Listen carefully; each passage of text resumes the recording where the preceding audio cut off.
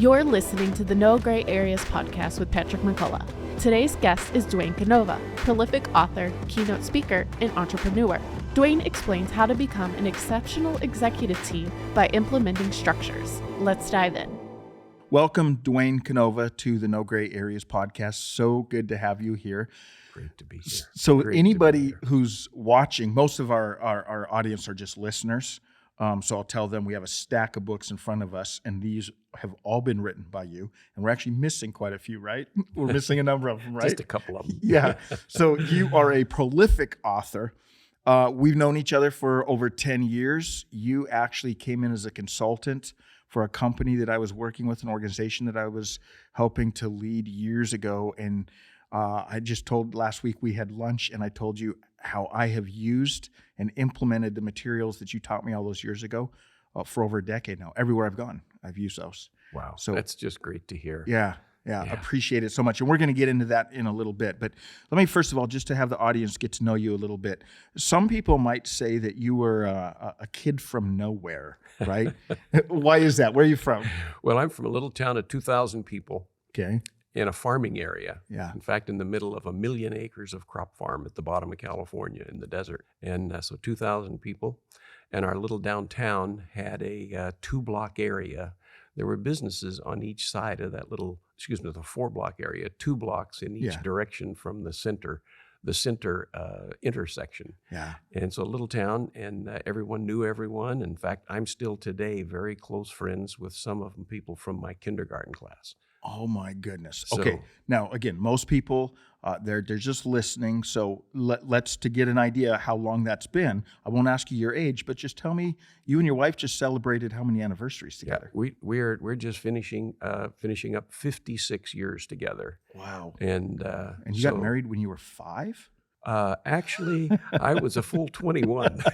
You're a full 21. Okay, they can do the math. So when you say that you're still friends with kindergartners, that's going a lot of decades back with with kindergarten friends, right? Oh yeah. There's a lot of stories that go with it, but there were probably 15 of them at the time, and we're still close with probably 6 of us. Quite a few have passed, but 72 years of friendship, so it's kind of fun. I kind of wish we had one of them on here because they might tell some stories about you that you wouldn't tell about yourself. Right? Only nice things. We built this pact many years ago. That's why you're still friends. That's why we're still friends. Yeah. That's why you're still friends. Yeah. So you mentioned something about right before we turned these mics on. You said something about being kind of a child of the grapes of wrath. Yeah. And I know that book. Let's pretend some of our audience doesn't. Explain that. Grapes of Wrath is about a time period. Number of writers, kind of wrote about that. Steinbeck wrote the book, The Grapes of Wrath, but it was about a time period. It was sort of the end of Prohibition, but there was also the Dust Bowl days of Oklahoma, and people from the Midwest, the farmers and different people migrated out to California. And they ended up out here because it was a place where there was work, because the Depression had just come along. In fact, I'm a 1944 baby. Yeah. And so we had the war going on. Yeah. We had Depression, and a lot of people moved out. And as an idea, my father finished the 2nd grade before he was put to work. And then my mother... 2nd grade, and then he's going to work. Yeah, he went to work at 8 years old, 7, 8 years old, and full-time. Yeah. But anyway, there's a whole deal of stories that go with that. But my mother said she made it through the 8th grade. And but she came to California. My dad was 40. My mother was 20. And here I am. Huh. So we, they had me. I was their oldest. And they moved down to this little farm town, and we lived sort of at the end of what was Main Street. There were a few places in between there, but we had this nice little 16-foot trailer that the 4 of us lived in. I had a little brother. Yeah. And we just fell in love with the little town, and that's kind of Grapes of Wrath. And it's so crazy because, I didn't meet you until about a decade ago, and I mean, you look at anybody who's watching, they see this stack of books here, and you've done business really in some ways at an international level, right? So you go from this little boy in this little tiny town where all these years later, you're still friends with some of your fellow kindergartners all those years back. But God has had you on quite a journey, right? You've done some pretty impressive things, interesting things. Tell us a little bit about that. Well, we're all built in different ways. Yeah. We all know this, particularly we notice it with our children. Each of the children come and they kind of have their own hardware, but they also have their own software, their own operating system, Yes, their own so piece. true. So here in this little town, as I came back from the kindergarten class at 5 years old, I noticed some of the kids were selling newspapers on the street corner. So I started selling newspapers on the street corner in this little town. It didn't take very long. I could go over and buy 10 papers for 7 cents a piece. I could go run 2 or 3 blocks and get into town, and I could sell those 10 papers for... So you're a little entrepreneur at a young $1, age. yeah, and go home with 30 cents. Yeah. Well, that got expanded because I would go in our little town of 4 blocks, we had 4 bars. And I would go into the bars to sell newspapers. And while I was in there, one of the guys said to me, "Hey, why don't you get a shoe shine kit and come shine my shoes?" Yeah. So at 6, I'm shining shoes, and I got a quarter. Whole quarter. A whole quarter. And so I would do the newspapers. That was big money back then Oh for a my 6-year-old. God. Well, I felt like Elon Musk must feel. You know what I mean? Yeah, exactly. I would go home with that change rattling in my pocket and Yeah. put it into my big piggy bank, and and literally a piggy bank, and you could hear it clink when it hit in there, and so it was a great time and a great town, and Yeah. just Well, so at a very young age, you had this kind of this business mind.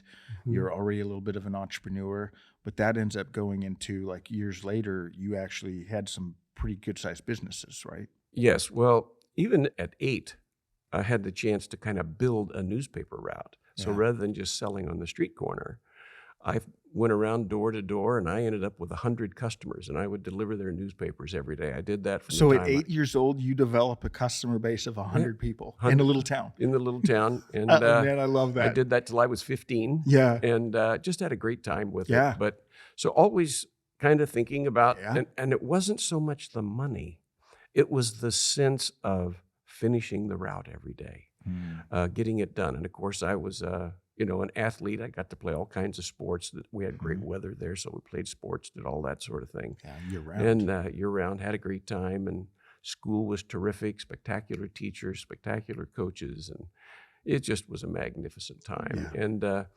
so by the time I'm finishing high school, I was being scouted, and so I had a chance to sign minor league baseball with the Mets. Okay. But I ended up getting a scholarship to Fresno State. Yeah.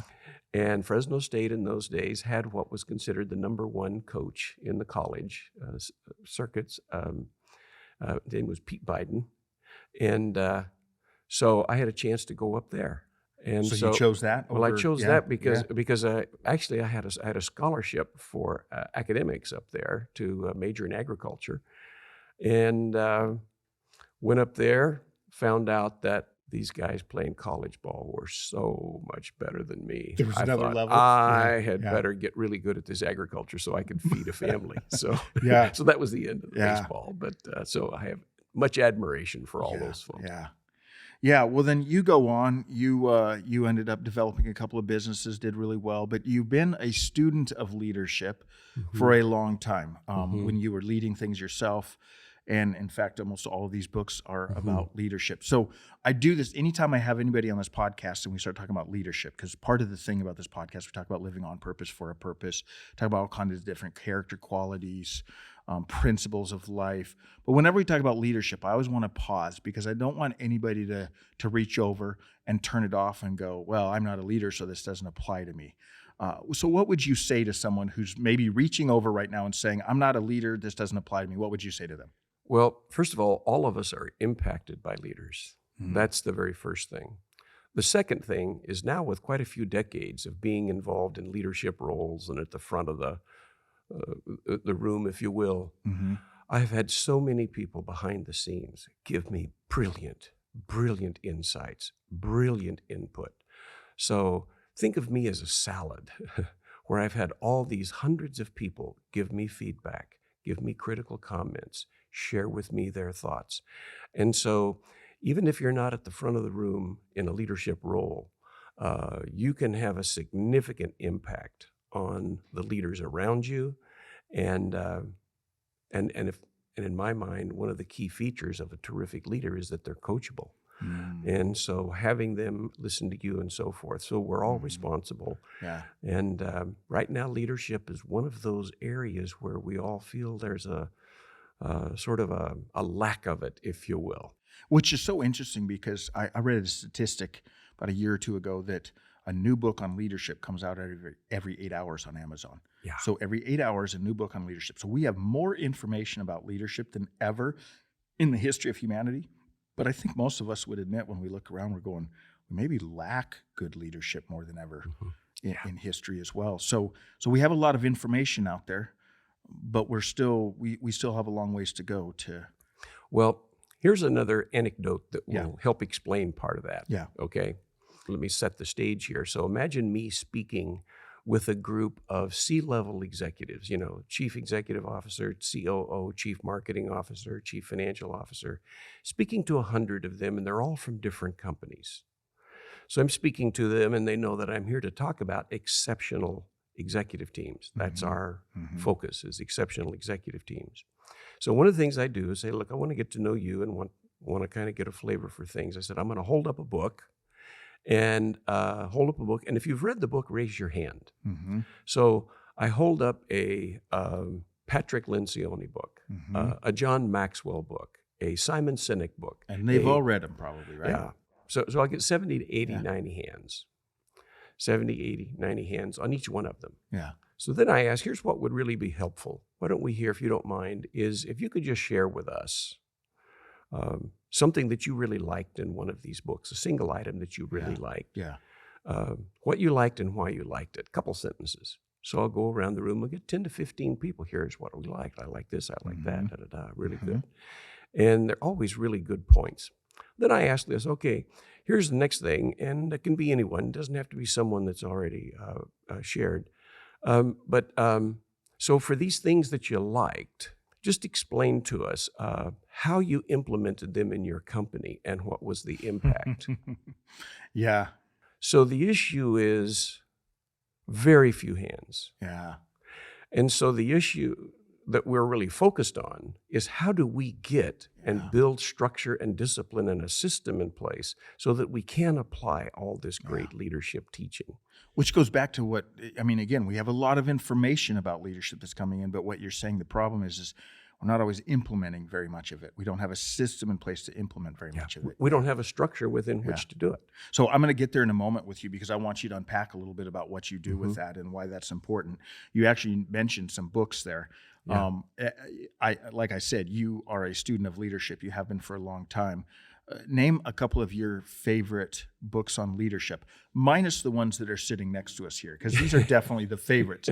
But because these were authored by you. But name some of your favorites and why they were some of your favorites. Like if someone was listening and going, I want to read a couple of books on leadership, what would you recommend? Well, the first book I would read is The 1 Minute Manager. It's a classic. It's been around for a long time. The other one is The E-Myth, Michael Gerber. Yeah. And the third one, oddly enough, is a book called The Goal. The Goal. And The Goal was written in the early 90s by a guy named Eliyahu Goldratt.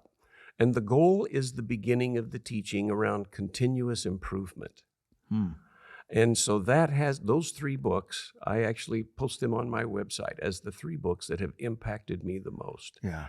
And so you'll see those things are around structure, not so much about leadership principles, because leadership principles are things that, people can choose and select on their own. And that's perfectly appropriate. And all of them are terrific.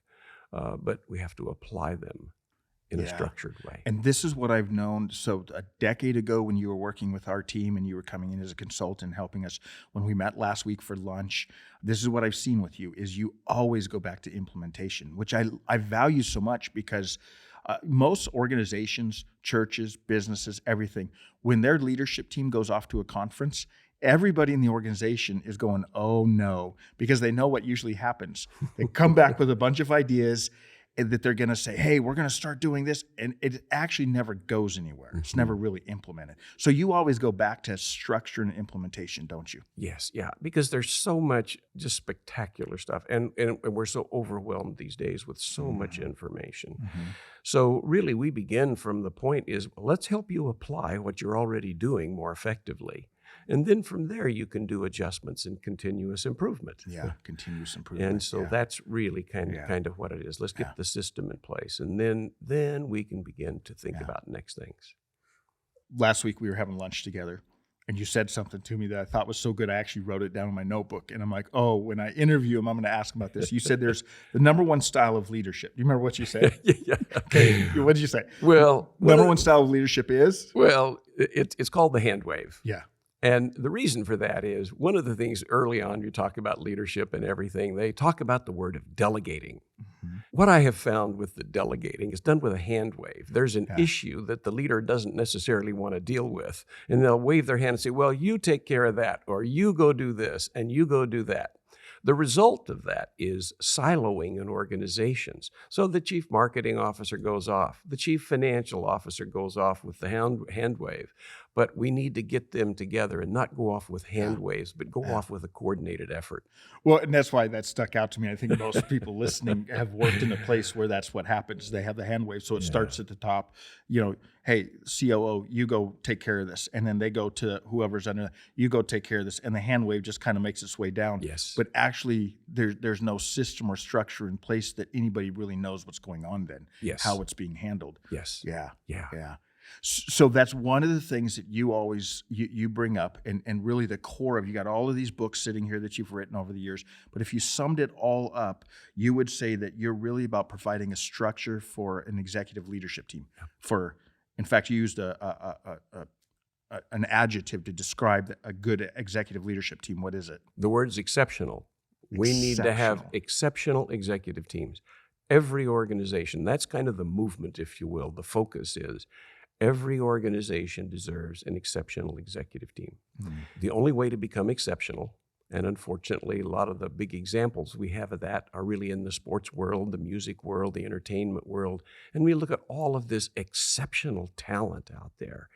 And even if we think of some of I'm going to just take the talent shows. Some people come on and, gosh, they see just raw, marvelous talent. And then they begin to work through weeks of structure, weeks of discipline, weeks of coaching.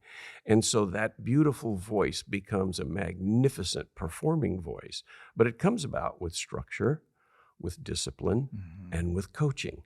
And that's what we need for these executive teams. So the bulk of the books here today that I've written are about how do we train coaches to be coaches for exceptional executive teams. Yeah. What do you think is, like, if you had to sum up what one of the main issues on a team becoming an exceptional leadership team, and I know this is probably an unfair question because there's probably a plethora of answers, but what would you say are one of the biggest issues with leadership teams not being exceptional? Well, they really are not connected and aligned. So each has their own part of the organization, and they go do their part of the organization. What happens is at the operational level then, because each has their own silo or kingdom, if you will, as those parts, and they all have to connect and work with one another operationally, that's not necessarily good and capable of doing it because the leaders of the different parts are not necessarily connected and aligned at the thinking level. Yeah.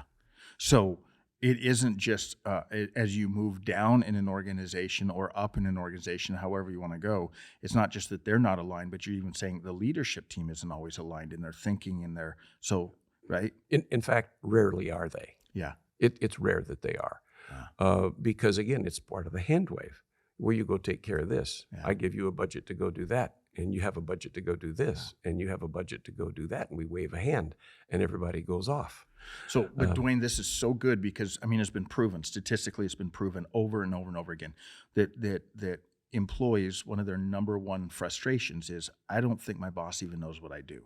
I don't think they know. But what you're saying is the problem's even bigger than that. It's not just that your boss doesn't understand, but if you're on an executive leadership team, the person sitting next to you at the executive leadership team table, they probably don't even know what you're doing. Is that what you're saying? Yes. But how does that happen? How does that happen in such a pervasive way?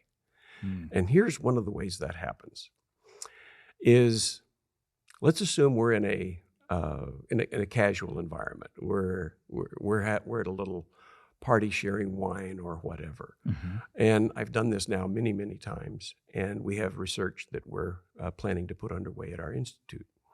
But it's around this issue. We say, look, just go around the room and then come back, and I'd like for you to point out to me people that you think really are leaders or have great leadership potential. And so I'll ask people to go do that. So they'll go around, we'll come back, we'll huddle up, we'll chit-chat. And they'll describe to me people who will be good leaders. But here is how they describe them. People are attracted to them. They have personality. They have presence, and they communicate well. I would guess that I think if you ask almost anybody, they would start saying those are the top qualities of a leader. Those are the top qualities They're of a great leader. influencing. They can influence people, right? Absolutely. And so on the surface, that's really good. Mm-hmm. But quite often, people with that personality profile are not good at details. Mm-hmm. Mm-hmm. So there's now a lot of research out there that's getting more and more coverage that says, no, it's the quiet person off in the corner thinking about how the parts should be working together. That's really the great leader, not necessarily the person that's great in front of a crowd. Mm-hmm. So that's really Yeah. kind of one of the new movement areas, and we think we're a part of that. That process is how do we help? How do we help put that structure? So we don't want to discount any of the value of personality, presence, and those communication skills. But what we want to add to that is structure, discipline, willingness to pay attention to the details, and then participate with people in terms of that. So and here's the thing that's so neat about that, because I think if, let's say, someone listening is one of those influencer where they were like the first list that you gave, and you walk through that and you're going, oh man, they can move people, they can get a crowd to come in, but even them, they should go, well, you've seen it happen in the past where if you get a crowd to come but you don't go anywhere, nothing ever happens, that crowd starts dispersing. So you have to get some people around you that have the gifts, and a system around you that have the gifts to make sure that whatever crowd you're bringing in, whatever you're promising, that you can deliver it, right? Because again, that's another complaint. So many organizations overpromise and underdeliver, right? Yes, they do. And it all begins at the leadership level, because the personality of the organization adjusts to the personality of the collective of the executive team. Okay, say that again, because that was really good. So when we think about an organization, it's the collective of the executive team that shapes the personality of the organization, because the person responsible for finance does one thing, marketing another, operations another, sales another. It's all trickling down. So that becomes a collective that affects everyone. Yeah. So if we don't really have that executive team connected and aligned at the thinking level, we are going to have dysfunction and distractions at the operational level. Yeah. Because everyone has their own leader. So it's kind of like we have a federal government, and then we have governors of each of the states, and we certainly can see plenty of examples of that. But this becomes one of those kind of illustrations for what that might look like. Yeah. And so if I summed up what you're saying, you're saying as goes the leadership team, so goes the organization.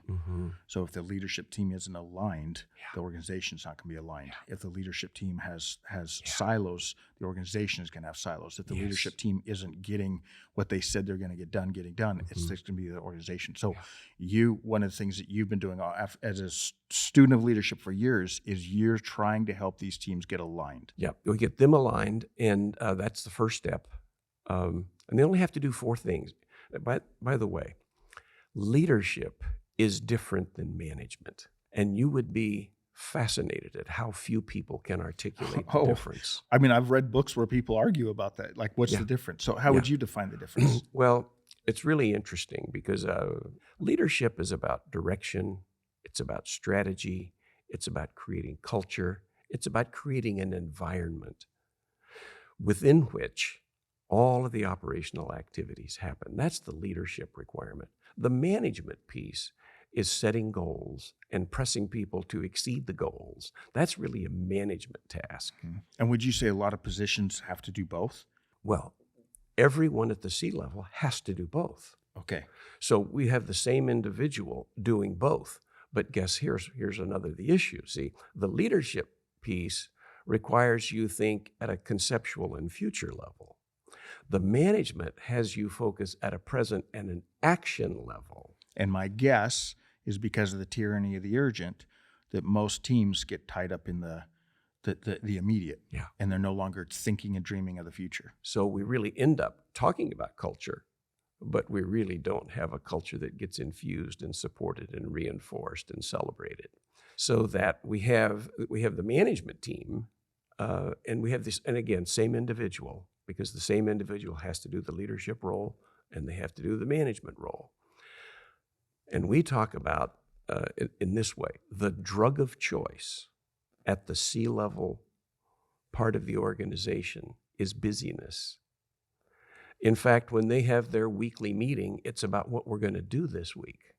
And so Can I pause? Because I don't want anybody to miss what you just said. That is gold right there. The drug of choice for most leadership teams is busyness. Mm-hmm. And at the operational level, that's perfect. Let's just stay busy and let's go do these things. But so if I'm let's say I'm a supervisor of a team of 8 people, I'm still thinking a little bit about future stuff. I've got to do this to the team, that team, and so forth. But I'm being assessed and evaluated on what I produce for the day. Mm-hmm. And if we take that and scale that up to the top, that same thinking exists. So if I'm at a C-level, I'm at the top level of an organization, I need to be spending 10 to 20% of my time on leadership issues and 80 to 90% of my time on management issues. And when you say like that 10% on leadership issues, you're talking about, creating culture, casting vision, thinking about the future. That's what you're talking about, right? Yes, well, think about this. In our system, we actually ask folks to do 4 things. First of all, we want to connect and align the executive team at the thinking level. What are you thinking about? And so then as a coach, and then we collaborate as a team. This is what you are thinking. Well, shouldn't you also be thinking about this? Mm-hmm. And then as a peer group, you see, peer influence is significantly more impactful than superior influence.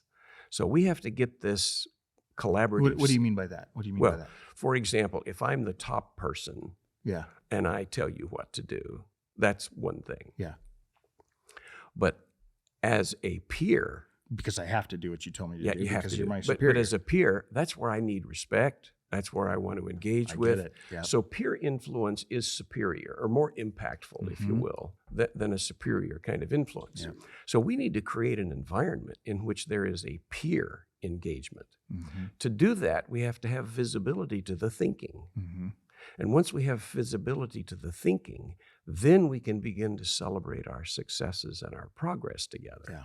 So it's peer, it's visibility, and it's celebration that we need to have at the executive level around leadership issues, not just the management issues. Again, let me just step outside of the conversation about leadership for just a moment, because I think this does fit with just life, everyday life too. Because if I took the principles that you're talking about, you're saying that most executive leadership teams get so tied up in the tyranny of the urgent that they're no longer doing what you're saying about 10% of their time they should be doing with like culture, vision, future. Isn't that true with what we do with our lives a lot of times though too? Of course. We get so tied up in, you get up, you go to work, you come home, you eat dinner, you watch some TV, you go to bed, you get up the next day and you go, and you never stop to go, where do I want to be at 2 years from now? Yes. What kind of values do I believe? Am I living those values, right? And that's what leadership is doing. Yeah. That's what the executive teams are doing, but it's not leadership, it's management. Yeah. Because so when, for example, most weekly meetings, what the executive team sits around and talks about is what they're going to accomplish this week or next week. Mm-hmm. So it's about a to-do list, because we all like a to-do list. We love checking off, this is completed, that's completed, and that's. So one of the key principles in this is that Let's assume that I have something going on and I need to say, I need to do that differently. That's a fix that I need to do. Well, I have to begin thinking. I have to begin asking questions. I have to begin exploring. What about this? What about that? Da, da, da. That is frustrating for most people. Mm-hmm. But if I say, okay, I'm going to go do this, and by noon I'm going to have this done, that's gratifying. Mm-hmm. So busyness is a short shot to gratification. Mm-hmm. Thinking about something is a quick shot to frustration.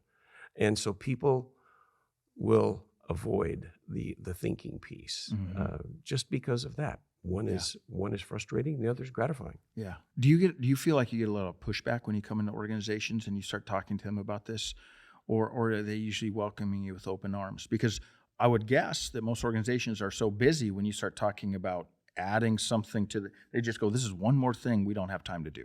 Well, first of all, we don't start off talking about that early in the process. Mm-hmm. We start off at a completely different place with this. And we start off with helping people get to clarity about the things they should be doing. So here's a very interesting thing. But okay, so this is what I love talking with you, because there's so many, it all goes to life principles too. Who listening right now wouldn't want more clarity in their life on what are the most important things for them to do?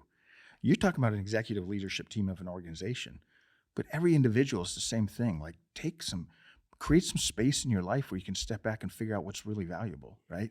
Yes. But you're helping teams do that. Go ahead. Yes. No, I just think this whole issue of, this idea of thinking, getting ourselves prepared, spending some time, devoted time to willingly being frustrated to help work through things. I have a responsibility as a top-level leader in an organization. I have a responsibility for helping really embed a supportive culture.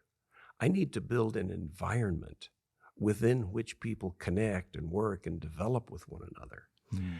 And we believe there are four things. There are the four basic things that have to occur for that to happen in an organization, to be realized.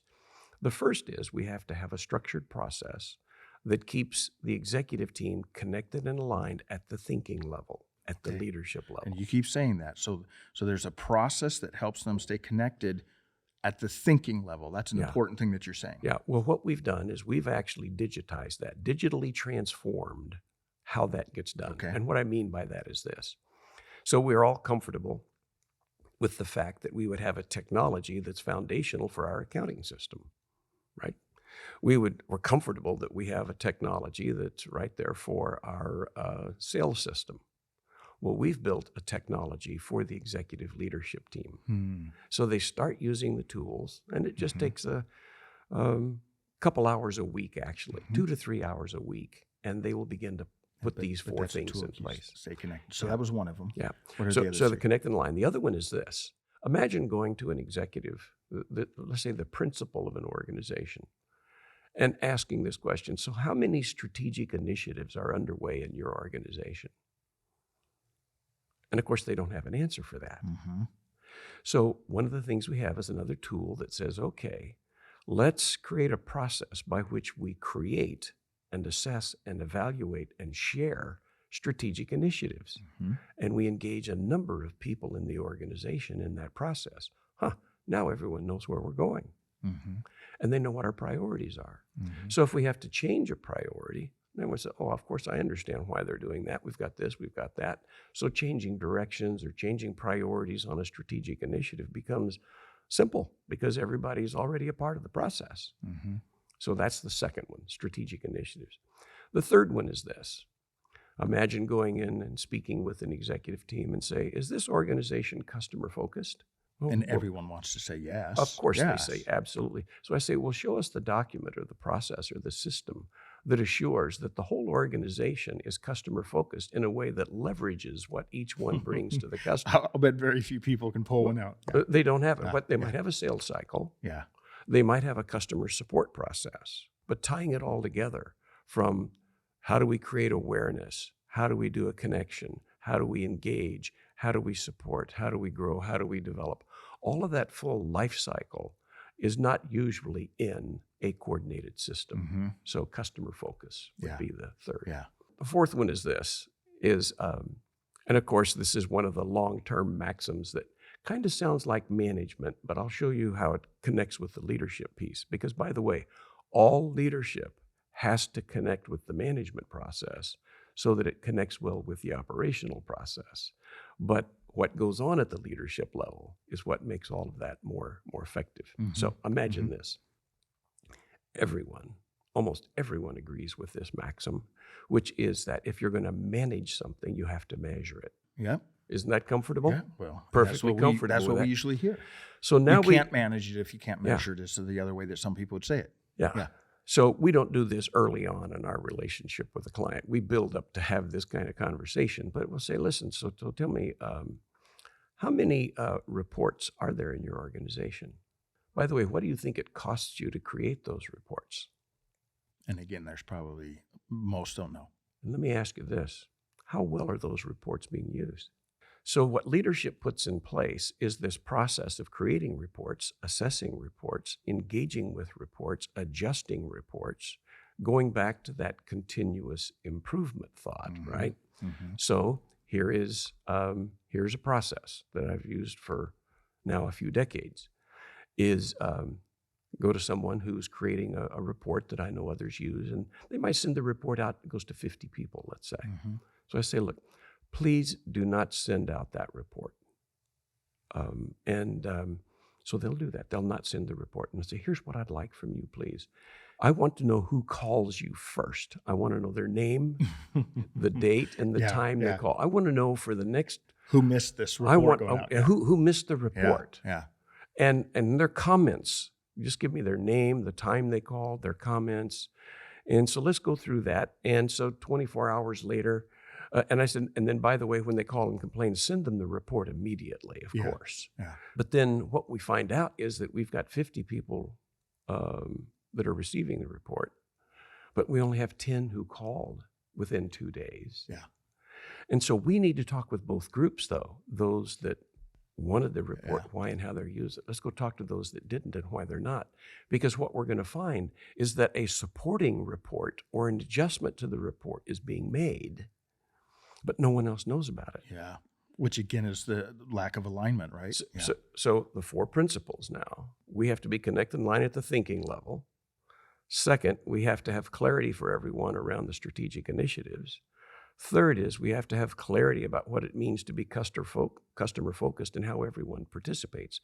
And by the way, I'm saying customer focused, but it's really stakeholder. We've got to do the same thing for employees. We've got to do the same thing for different categories of customers. We have to do the same thing for our vendors, our alliance partners. We have to have clarity about all. And then, of course, the fourth is, are we using our reporting? And is our reporting correct for us? And if leadership will participate and provide the leadership in that, in those 4 things, it will transform the leadership. And that's a way to become an exceptional executive team. Yeah. Well, and here's the thing that I've learned from this, Dwaine. So again, you worked with our team over a decade ago, and like I said, and you've actually taken these tools a lot farther than when we were working together. But still, I saw at a practical level how well this worked. I mean, our team understood what we were thinking. We understood who was doing what. We were putting I mean, it was magnificent. So I just can't speak highly enough of it. Well, let me land the plane here and talk just briefly about this. I think it was probably 40 some years ago that Peter Drucker used that quote that culture eats strategy for breakfast, something like that, right? And I know you've brought up the word culture numerous times. I've seen that culture, man, it is key. But what you're saying is that a key part of a culture, if an organization is going to have a healthy culture, is this alignment. Yeah, it starts with alignment. Yeah. Because see, culture is certainly a value system, right? You got to have a value system. Yeah. But also our lexicon, what kind of words do we use, starts to have a big impact that affects our culture. So if you could go in, I'm just going to pause for a second here and say, if you went into an organization and you could just walk around, no one knew who you were, and you could just walk around an organization for a few weeks, you would start writing down some key words that you're hearing used again and again, and you would say whether they like it or not, that's part of their culture. Yes. Yeah. That's a part of their culture. Yeah. The other one is our interactions.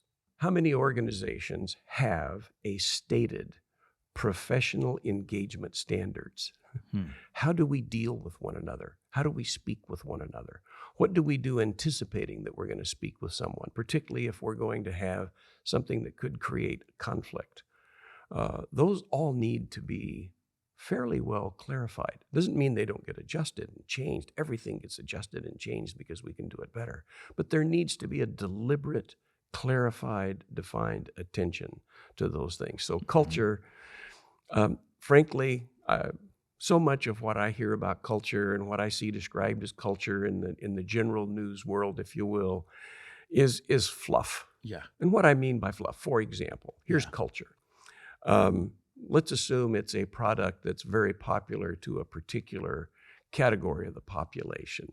Well, if people work there, they talk about what a great culture it is. And part of the great culture is I love to go off work, speak with my friends and with other people and tell them that I work for that company. Yeah. So they're proud of the company and the company's position in the world. So therefore it has a good culture, but it's really because they're selling a lot of something. Yes. Yeah, and there are many very successful companies that have just these toxic places, but people go there and work, and they're happy to do it because they can go to their friends and say, I work for, and that creates its own sense of separateness, if you will, or accomplishment for a particular person. And it doesn't mean that any of that isn't correct. But it still doesn't mean that what we have embedded in that organization is a real supportive and a real building and developing a culture. Well, Dwaine, thanks so much. Again, I can't speak highly enough of the tools that you have come up with, the books that you have, the tools that you taught me. I mean, it's helped tremendously. And again, to kind of land the plane on this, I think it's not just about leadership. If we as individuals, every listener, if we as individuals would take some of the things that you talked about and make sure that we're not so busy in our life, or if you're part of an executive team, that you're not so busy that you don't take some time and pause and think through vision and core values, things that really matter, right? Right? Yeah. And then the other thing that I love that I just can't speak highly enough is the implementation part. I mean, I just turned 50 this year, so I'm catching you, by the way. I'm right behind you. So I just turned 50 this year. And I can't tell you the number of times that I've seen, not just places that I've worked, but just looking around and seeing where there's a lot of talk about this is what we do, but when you dig in, you're going, yeah, but you're not implementing it. You're not actually doing it. Yes. And that's what your team does. That's what you do, is you're saying, we want to say that this isn't just talk, we're actually implementing this, we're doing this. Yes. Yeah. Well, Dwaine, we always finish with this. It's a fun way to finish. It's ironic because we call this no gray areas, and I'm going to ask you to lie to me. So give us 2 truths and a lie. So you... I've known you for over a decade. See if you can stump me, but the audience has listened to you for a little over 30 minutes. Let's see if you can stump them. 2 truths and a lie. One is that I've been blessed with a lot of spectacular, fun things to do in life. That's one thing. Second, I'm a really committed Jesus follower. And the third one is I'm really sort of laid back and casual about life. Okay, so you've had a lot of amazing opportunities. You're a committed Jesus follower, and you're laid back. I know the second one is true. I've known you long enough. I know this. You're not going to trick me with that one. You're not going to fool me with that one. That one's true. I think you've had you might have stumped me here, because you are, especially anybody who's talking about leadership, you'd think like you're a type A personality. I think you've had a lot of opportunities in life too. I'm going to go with number 3 as the lie. You're not laid back. Oh, I'm not laid back. No. Okay. Here I am at this young age, and when I say young age, it's really I'm in my 3rd childhood here by calculation here. But I'm just as intense. I'm still a 50 to 60 hour a week person, having about as much fun as I can have. And my wife has been putting up with it for 56 years. In fact, she's a significant supporter of it. Yeah. And we have a lot of fun. We get to do a lot of things. And so it's just a lot to be thankful for. That's true. I got it right.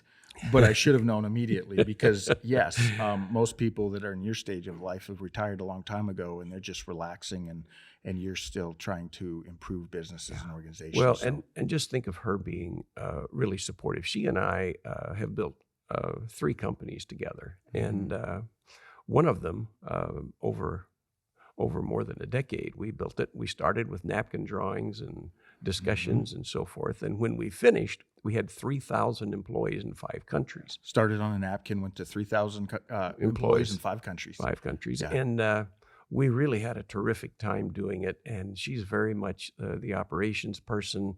I'm more the business development person. But I found that I really got excited about the business development side, of course, was easy for me. But the operational piece, to watch her and watch her work with her team, because she would always have 8 to 10 people reporting to her and managing, thousands of people around the world. Yep.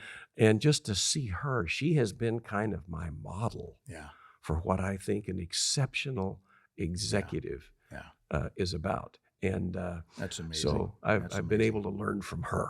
Yeah, So it's that's been great. amazing. Well, Dwaine, thanks so much for taking your time. I really appreciate you, and I appreciate your friendship and your mentorship in my life. So thank you. Thank you. I'm just thankful for our friendship and just looking forward to all the fun new things ahead. Yeah. Thank you. Thanks for listening to the No Gray Areas podcast. To dive deeper into the story, be sure to subscribe, follow us on social media, and check out nograyAreas.com.